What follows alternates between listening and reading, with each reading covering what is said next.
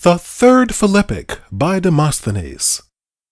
Though we have heard a great deal, Athenians, in almost every assembly, of those acts of violence which Philip hath been committing ever since his treaty, not against ours only, but the other states of Greece. Though all, I am confident, are ready to acknowledge, even they who fail in the performance, that we should, every one of us, exert our efforts, in counsel and in action, to oppose and to chastise his insolence. Yet to such circumstances are you reduced by your supineness, that I fear, shocking as it is to say yet, that had we all agreed to propose, and you to embrace such measures, as would most effectually ruin our affairs, they could not have been more distressed than at present. And to this, perhaps, a variety of causes have conspired. Nor could we have been thus affected by one or two, but upon a strict and just inquiry you will find it principally owing to those orators, who study rather to gain your favor than to advance your interests, some of whom, attentive only to the means of establishing their own reputation and power, never extend their thoughts beyond the present moment, and therefore think that your views are equally confined. Others, by their accusations and invectives against those at the head of affairs, labor only to make the state inflict severity upon itself, that while we are thus engaged, Philip may have full power of speaking and of acting as he pleases. Such are now the usual methods of our statesmen, and hence all our errors and disorders. Let me entreat you, my countrymen, that if I speak some truths with boldness, I may not be exposed to your resentment. Consider this. On other occasions, you account liberty of speech so general a privilege of all within your walls, that aliens and slaves are allowed to share it, so that many domestics may be found among you, speaking their thoughts with less reserve than citizens in some other states. But from your councils you have utterly banished it, and the consequence is this. In your assemblies, as you listen only to be pleased, you meet with flattery and indulgence. In the circumstances of public affairs, you find yourselves threatened with extremity of danger. If you have still the same dispositions, I must be silent. If you will attend to your true interests without expecting to be flattered, I am ready to speak. For although our affairs are wretchedly situated, though our inactivity hath occasioned many losses, yet by proper vigor and resolution you may still repair them all. What I am now going to advance may possibly appear incredible, yet it is a certain truth. The greatest of all our past misfortunes is a circumstance the most favorable to our future expectations. And what is this? That the present difficulties are really owing to our utter disregard of everything which, in any degree, affected our interests. For were we thus situated, in spite of every effort which our duty demanded, then we should regard our fortune as absolutely desperate. But now Philip hath conquered your supineness and inactivity. The state he hath not conquered, nor have you been defeated. Your force hath not even been exerted. Were it generally acknowledged that Philip was at war with the state, and had really violated the peace, the only point to be considered would then be how to oppose him with the greatest ease and safety. But since there are persons so strangely infatuated, that although he be still extending his conquests, although he hath possessed himself of a considerable part of our dominions, although all mankind have suffered by his injustice, they can yet hear it repeated in this assembly that it is some of us who are embroiling the state in war. This suggestion must first be guarded against, else there is reason to apprehend that the man who moves you to oppose your adversary may incur the censure of being the author of the war. And first of all, I lay down this as certain. If it were in our power to determine whether we should be at peace or war, if peace, that I may begin with this, were wholly dependent upon the option of the state, there is no doubt but we should embrace it. And I expect that he who asserts it is, will, without attempting to prevaricate, draw up his decree in form and propose it to your acceptance. But if the other party had drawn the sword and gathered his armies round him, if he amuse us with the name of peace, while he really proceeds to all kinds of hostilities, what remains but to oppose him? To make professions of peace indeed, like him, if this be agreeable to you, I acquiesce. But if any man takes that for peace, which is enabling him, after all his other conquests, to lead his forces hither, his mind must be disordered. At least it is our conduct only towards him, not his towards us, that must be called a peace. But this it is for which all Philip's treasures are expended, that he should carry on the war against you, but that you should make no war on him. Should we continue thus inactive till he declares himself our enemy, we should be the weakest of mortals. This he would not do, although he were in the heart of Attica, even at the Piraeus, if we may judge from his behavior to others. For it was not till he came within a few miles of Olynthus that he declared that either the Olynthians must quit their city, or he his kingdom. Had he been accused of this at any time before, he would have resented it, and ambassadors must have been dispatched to justify their master. In like manner, while he was moving towards the Phocians, he still affected to regard them as allies and friends. Nay, there were actually ambassadors from Phocis who attended him in his march, and among us were many who insisted that this march portended no good to Thebes. Not long since, when he went into Thessaly with all the appearance of amity, he possessed himself of fury. And it is but now he told the wretched people of Oreum that he had, in all affection, sent some forces to inspect their affairs, for that he heard they labored under disorders and seditions, and that true friends and allies should not be absent upon such occasions. And can you imagine that he, who chose to make use of artifice rather than open force against enemies by no means able to distress him, who at most could but have defended themselves against him, that he will openly proclaim his hostile designs against you, and this when you yourselves obstinately shut your eyes against them? Impossible. He would be the absurdest of mankind if, while his outrages pass unnoticed, while you are wholly engaged in accusing some among yourselves, and endeavoring to bring them to a trial, he should put an end to your private contests, warn you to direct all your zeal against him, and so deprive his pensioners of their most specious pretense for suspending your resolutions, that of his not being at war with the state. Heavens! Is there any man of a right mind who would judge of peace or war by words and not by actions? Surely no man. To examine then the actions of Philip. When the peace was just concluded, before ever Diopithes had received his commission, or those in the Chersonesus had been sent out, he possessed himself of Cerium and Oriscum, and obliged the forces our general had stationed in the citadel of Cerium and the Sacred Mount to evacuate these places. From these proceedings, what are we to judge of him? The peace he had ratified by the most solemn oaths. And let it not be asked, of what moment is all this? Or how is the state affected by it? Whether these things be of no moment, or whether we are affected by them or no, is a question of another nature. Let the instance of violation be great or small, the sacred obligation of faith and justice is, in all instances, the same. But farther, when he sends his forces into the Chersonesus, which the king, which every state of Greece acknowledged to be ours, when he confessedly assists our enemies, and braves us with such letters, what are his intentions? For they say he is not at war with us.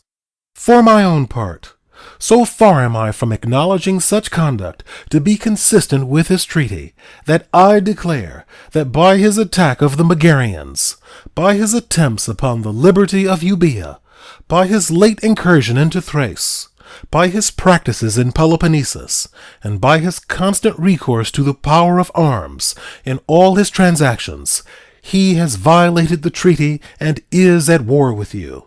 unless you will affirm that he who prepares to invest a city is still at peace until the walls be actually assaulted. You cannot surely affirm it. He whose designs, whose whole conduct tends to reduce me to subjection, that man is at war with me, though not a blow hath yet been given, not one weapon drawn. And if any accident should happen, to what dangers must you be exposed? The Hellespont will be no longer yours. Your enemy will become master of Megara and Euboea. The Peloponnesians will be gained over to his interest.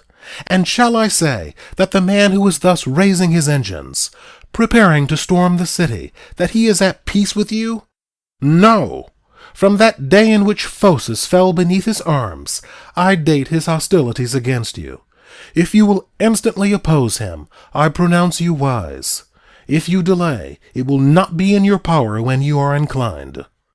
And so far, Athenians, do I differ from some other speakers, that I think it now no time to debate about the Chersonesus or Byzantium, but that we should immediately send reinforcements, and guard these places from all accidents, supply the general stationed there with everything they stand in need of, and extend our care to all the Greeks, now in the greatest and most immediate danger.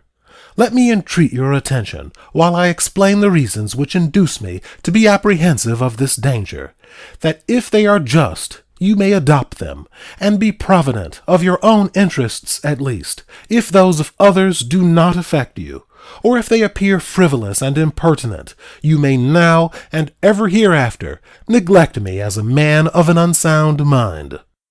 That Philip, from a mean and inconsiderable origin, hath advanced to greatness, that suspicion and faction divide all the Greeks, that it is more to be admired that he should become so powerful from what he was, than that now, after such accessions of strength, he should accomplish all his ambitious schemes. These and other like points, which might be dwelt upon, I choose to pass over. But there is one concession, which, by the influence of your example, all men have made to him, which hath heretofore been the cause of all the Grecian wars. And what is this? An absolute power to act as he pleases, thus to harass and plunder every state of Greece successively, to invade and to enslave their cities. You held the sovereignty of Greece 73 years. The Lacedaemonians commanded for the space of 29 years, and in these latter times, after the battle of Leuctra, the Thebans were in some degree of eminence. Yet neither to you, nor to the Thebans, nor to the Lacedaemonians, did the Greeks ever grant this uncontrolled power. Far from it. On the contrary, when you, or rather the Athenians of that age, seemed to treat some persons not with due moderation, it was universally resolved to take up arms. Even they who had no private complaints espoused the cause of the injured. And when the Lacedaemonians succeeded to your power, the moment that they attempted to enlarge their sway, and to make such changes in affairs as betrayed their ambitious designs, they were opposed by all, even by those who were not immediately affected by their conduct. But why do I speak of others? We ourselves and the Lacedaemonians, though from the first we could allege no injuries against each other, yet to redress the injured, thought ourselves bound to draw the sword. And all the faults of the Lacedaemonians in their 30 years, and of our ancestors in their 70 years, do not amount to the outrages which Philip hath committed against the Greeks within less than 13 years of power, or rather do not all make up the smallest part of them. This I shall easily prove in a few words. Olynthus, and Methone, and Apollonia, and the 32 cities of Thrace, I pass all over, every one of which felt such severe effects of his cruelty that an observer could not easily determine whether any of them had ever been inhabited or no. The destruction of the Phocians, a people so considerable, shall also pass unnoticed. But think on the condition of the Thessalians. Hath he not subverted their states and cities? Hath he not established his tetrarchs over them? that not only single towns, but whole countries might pay him vassalage? Are not the states of Euboea in the hands of tyrants, and this in an island bordering on Thebes and Athens? Are not these the express words of his letters? They who are willing to obey me may expect peace from me. And he not only writes, but confirms his menaces by actions. He marches directly to the Hellespont, but just before he attacked Ambracia. Elis, one of the chief cities of Peloponnesus, is in his possession. Not long since, he entertained designs against Megara. All Greece, all the barbarian world, is too narrow for this man's ambition. And though we Greeks see and hear all this, we send no embassies to each other, we express no resentment, but into such wretchedness are we sunk, blocked up within our several cities, that even to this day we have not been able to perform the least part of that which our interest or our duty demanded, to engage in any associations, or to form any confederacies, but look with unconcern upon this man's growing power, each fondly imagining, as far as I can judge, that the time in which another is destroyed is gained to him, without ever consulting or acting for the cause of Greece. Although no man can be ignorant that, like the regular periodic return of a fever or other disorder, he is coming upon those who think themselves most remote from danger. You are also sensible that whatever injuries the Greeks suffered by the Lacedaemonians, or by us, they suffered by the true sons of Greece. And one may consider it in this light. Suppose a lawful heir, born to an affluence of fortune, should, in some instances, be guilty of misconduct. He indeed lies open to the justest censure and reproach. Yet it cannot be said that he hath lavished a fortune to which he had no claim, no right of inheritance. But should a slave, should a pretended son, waste those possessions which really belong to others, how much more heinous would it be thought, how much more worthy of resentment? And shall not Philip and his actions raise the like indignation? He, who is not only no Greek, no way allied to Greece, but sprung from a part of the barbarian world, unworthy to be named, a vile Macedonian, where formerly he could not find a slave fit to purchase. And hath his insolence known any bounds? Besides the destruction of cities, doth he not appoint the Pythian games, the common entertainment of Greece, and if absent himself, send his slaves to preside? Is he not master of Thermopylae? Are not the passes into Greece possessed by his guards and mercenaries? Hath he not assumed the honors of the temple in opposition to our claim, to that of the Thessalians, that of the Dorians, and of the other Amphictyons? Honors to which even the Greeks do not pretend. Doth he not prescribe to the Thessalians how they shall be governed? Doth he not send out his forces, some to Porthmus, to expel the Eretrian colony, some to Oreum, to make Philistides a tyrant? And yet the Greeks see all this without the least impatience. Just as at the fall of hail, everyone prays it might not alight on his ground, but no one attempts to fend himself against it, so they not only suffer the general wrongs of Greece to pass unpunished, but carry their insensibility to the utmost, and are not roused even by their private wrongs. Hath he not attacked Ambracia and Leucas, cities of the Corinthians? Hath he not wrested Nephpactus from the Achaeans, and engaged by oath to deliver it to the Aetolians? Hath he not robbed the Thebans of Aquinas? Is he not on his march against the Byzantines? And are they not our allies? I shall only add that Cardia, the chief city of the Chersonesus, is in his possession. Yet these things do not affect us. We are all languid and irresolute. We watch the motions of those about us, and regard each other with suspicious eyes, and this when we are all so manifestly injured.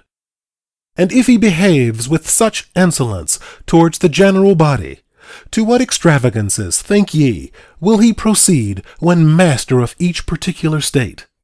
And now, What is the cause of all this? For there must be some cause, some good reason to be assigned, why the Greeks were once so jealous of their liberty, and are now ready to submit to slavery. It is this, Athenians.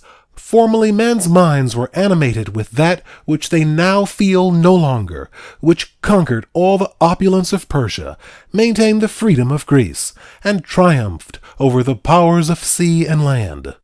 But now that it is lost, universal ruin and confusion overspread the face of Greece. What is this? Nothing subtle or mysterious, nothing more than a unanimous abhorrence of all those who accepted bribes from princes, prompted by the ambition of subduing or the bare intent of corrupting Greece. To be guilty of such practices was accounted a crime of the blackest kind, a crime which called for all the severity of public justice.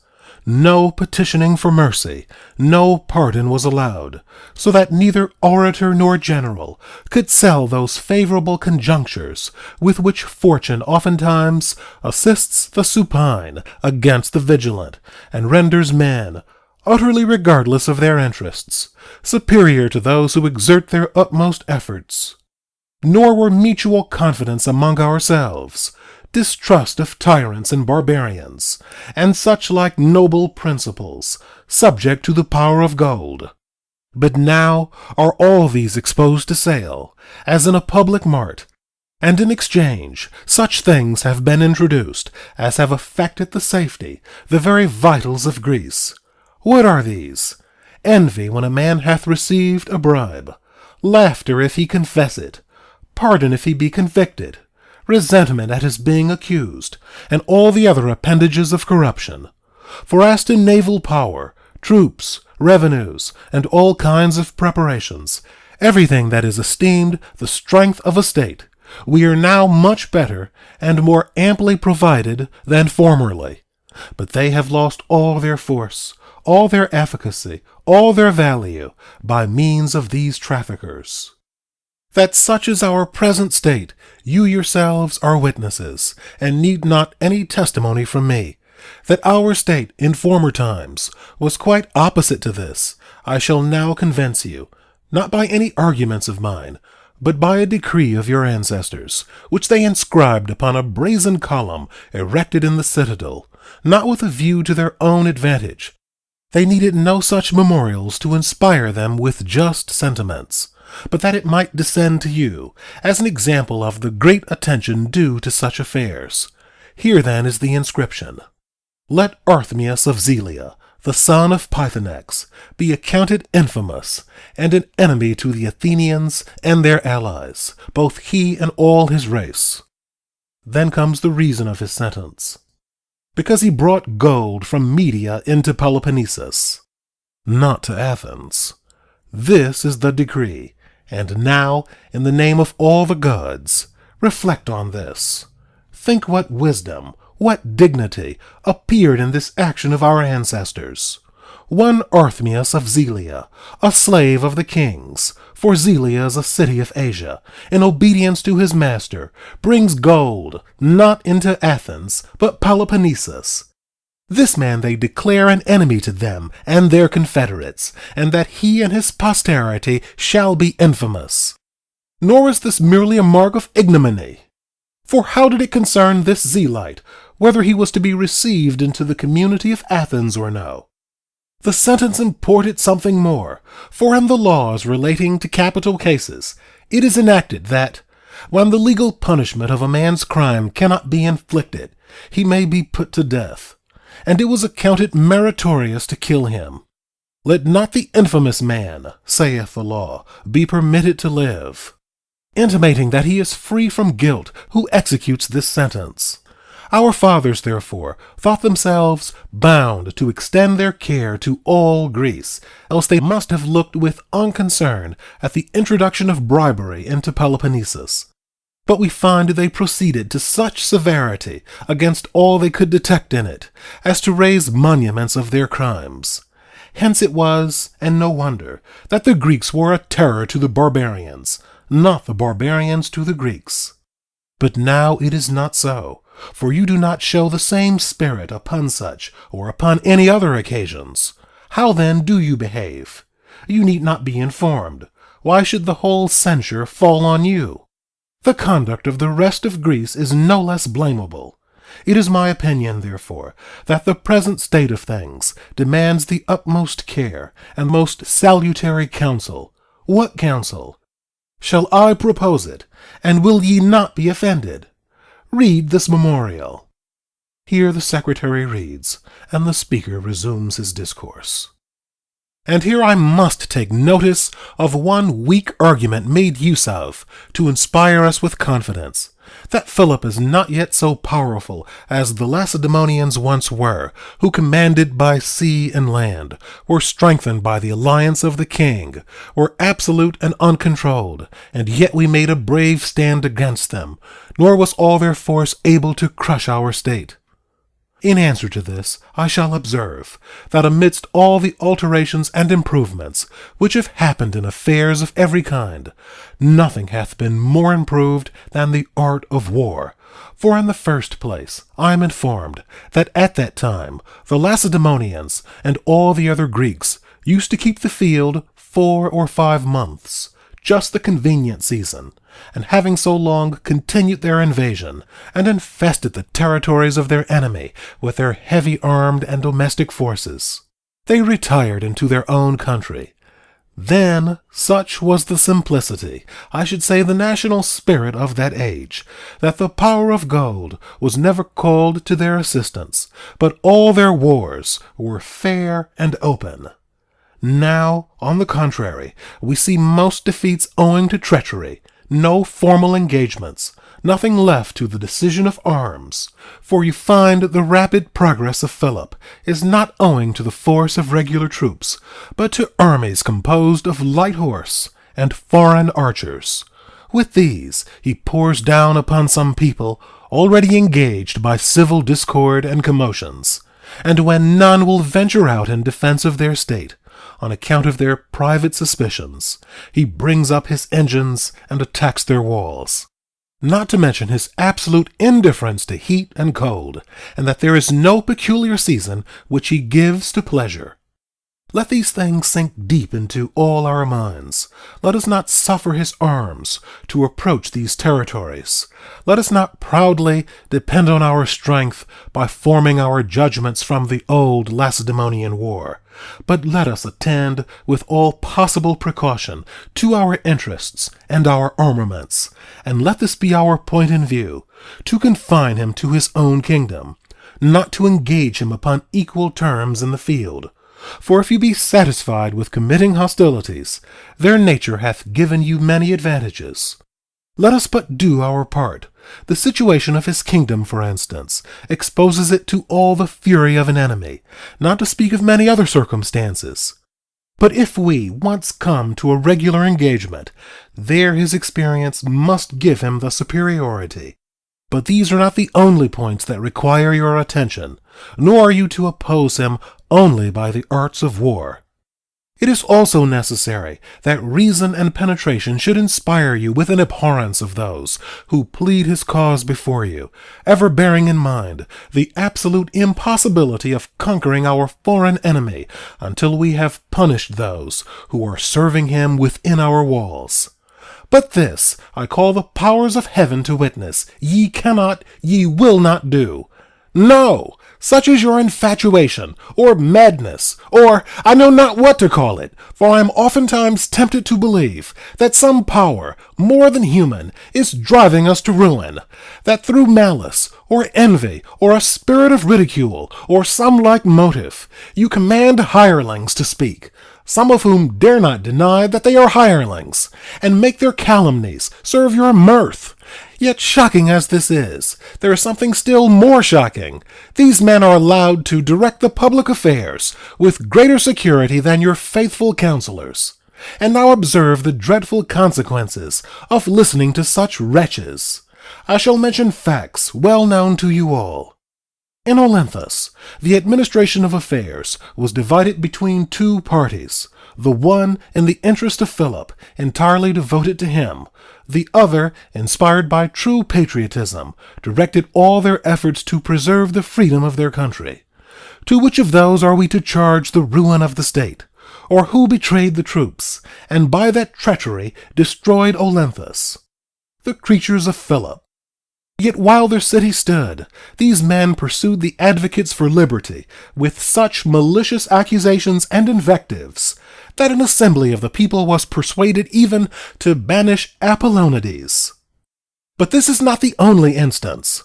The same custom hath produced the same calamities in other places. In Eretria, at the departure of Plutarchus and the foreign troops, when the people had possession of the city and of Porthmus, some were inclined to seek our protection, some to submit to Philip.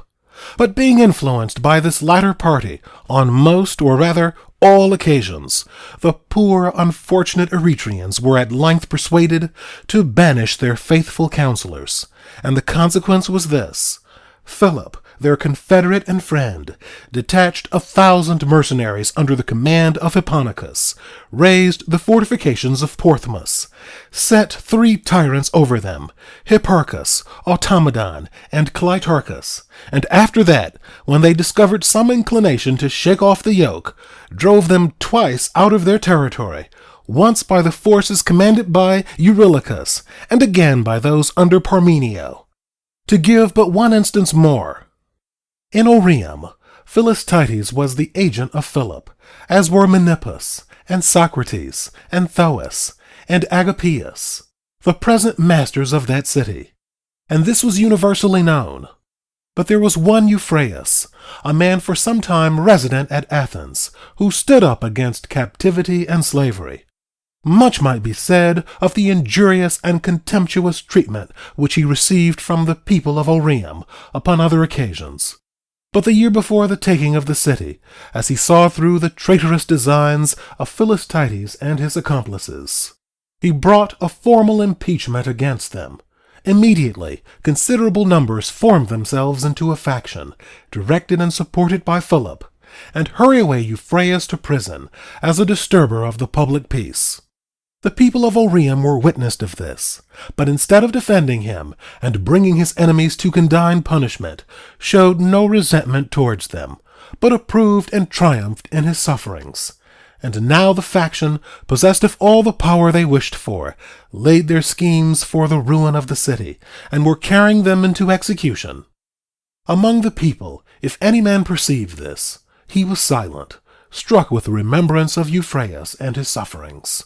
And to such dejection were they reduced that no one dared to express the least apprehension of the approaching danger, until the enemy drew up before their walls and prepared for an assault. Then some defended, others betrayed their state. When the city had thus been shamefully and basely lost, the faction began to exercise the most tyrannic power, having either by banishment or death removed all those who had deserted their own cause, and that of Euphraeus, and were still ready for any noble enterprise. Euphraeus himself put an end to his own life, and thus gave proof that in his opposition to Philip he had been actuated by a just and pure regard to the interest of his country. And now what could be the reason, you may possibly ask with surprise, that the people of Olynthus, and those of Eretria, and those of Oreum, all attended with greater pleasure to the advocates of Philip than to their own friends?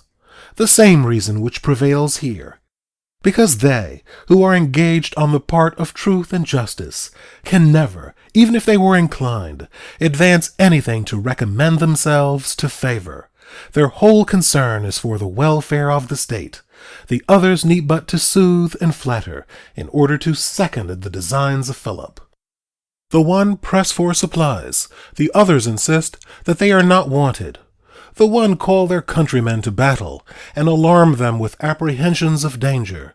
The others are ever recommending peace, until the toils come too near to be escaped.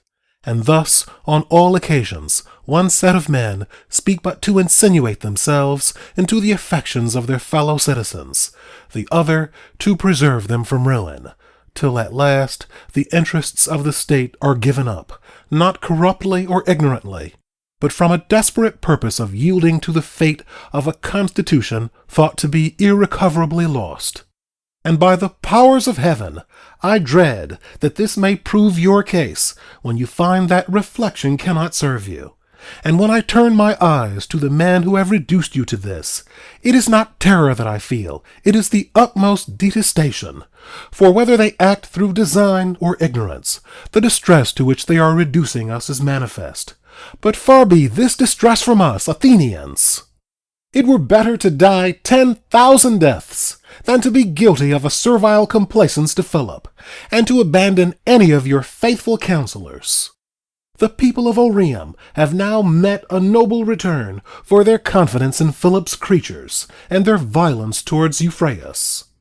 The Eretrians are nobly rewarded for driving out our ambassadors and committing their affairs to Clytarchus.